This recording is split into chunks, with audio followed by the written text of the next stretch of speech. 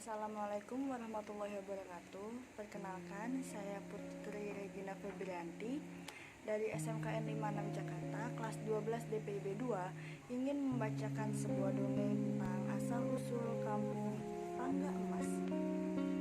Cerita yang saya bawakan berasal dari Provinsi Kalimantan Barat. Pada zaman dahulu kala, ada seorang nelayan miskin yang tinggal di dekat sungai. Nelayan tersebut tinggal bersama istri dan beberapa anaknya.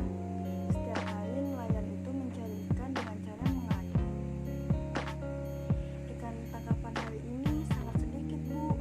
Hanya cukup untuk sekedar lauk hari ini, kata sang nelayan dengan sedih. Begitulah kehidupan sehari-hari nelayan dan keluarganya itu. Ikan hasil tangkapan nelayan itu hanya cukup untuk makan sehari-hari. Keesokan harinya, nelayan kembali pergi ke sungai dengan perahunya. Seperti hari-hari sebelumnya, hanya ikan-ikan kecil yang berhasil ditangkapnya. Ketika sedang mengayuh ikan, nelayan itu tiba-tiba melihat nelayan lain yang menangkap menggunakan jala.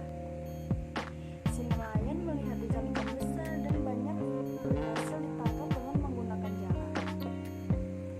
Sesampainya di rumah, nelayan itu langsung membuat jala dibantu oleh istrinya agar esok harinya bisa mendapatkan ikan yang lebih banyak. Nelayan dan istrinya membuat jala hingga malam tiba. Esok harinya banyak ikan besar yang berhasil ditangkap oleh nelayan itu. Perahu si nelayan sampai penuh dengan ikan. Keluarga nelayan itu akhirnya bisa makan ikan yang besar-besar. Tidak hanya cukup untuk dimakan, tapi nelayan itu juga bisa menjual sebagian ikannya di pasar. Semenjak menggunakan jala, kehidupan nelayan dan keluarganya semakin membaik. Hari itu nelayan berangkat ke sungai dengan ditemani anaknya yang tertua. Dan tidak seperti hari-hari biasanya, hanya hingga siang hari tidak ada satu ekor pun yang berhasil mereka dapatkan. Nelayan kemudian membaling perahunya ke arah hilir, ke perairan yang lebih dalam. Kali ini si nelayan mencoba peruntungannya di bagian hilir sungai yang airnya lebih dalam. Sepertinya si nelayan menemui keberuntungannya. Jala yang dilemparkannya ke sungai itu terasa berat sekali, pasti penuh dengan ikan-ikan besar. Dengan dibantu anaknya, jala berhasil diangkat perlahan-lahan ke permukaan. Alangkah terkejutnya mereka ketika ternyata bukan ikan yang mereka dapatkan, ternyata emas. Lihat nak, kita mendapatkan emas, kata nelayan dengan gembira.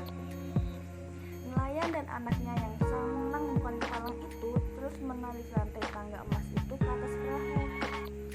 Mereka tidak menyadari perahu yang telah kelebihan muatan itu hingga air hampir masuk ke dalamnya.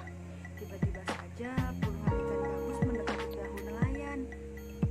Hai nelayan, perahumu sudah tidak mampu menampung rantai tangga emas itu. Potonglah rantai itu. Emas yang kau dapatkan sudah cukup membuatmu kaya raya, kata ikan gabus. Diam kau ikan gabus, kalau bukan karena rantai tangga emas ini, aku pasti sudah menangkapmu, kata nelayan dengan nada sedikit emosi. Nah, memang susah bicara dengan manusia. Mereka suka lupa diri kalau dapat harta, kata ikan gabus. Menurutmu kita harus bagaimana? Kata teman ikan gabus. Ya sudahlah, toh kita sudah memperingatkannya. Sebaiknya kita pergi saja dari tempat ini, kata ikan gabus. Merasa peringatannya tidak dipedulikan, ikan-ikan gabus itu pergi meninggalkan nelayan dan anaknya. Nelayan dan anaknya yang masih sibuk menarik rantai tangga emas itu dari dasar sungai. Tanpa sadar airnya mulai masuk ke dalam perahu yang sudah kelebihan muatan itu. Pelan-pelan perahu tersebut mulai tenggelam. Nelayan dan anaknya yang menyadari perahu hampir tenggelam itu berteriak minta tolong. Tolong, tolong. Tapi tidak ada yang mendengar teriakan mereka. Perahu yang berisi rantai tangga emas itu tenggelam bersama nelayan dan anaknya. Sejak saat itulah daerah tempat tenggelamnya nelayan dan anaknya itu disebut dengan Kampung Tangga Emas. Sekian dan terima kasih. Bye-bye.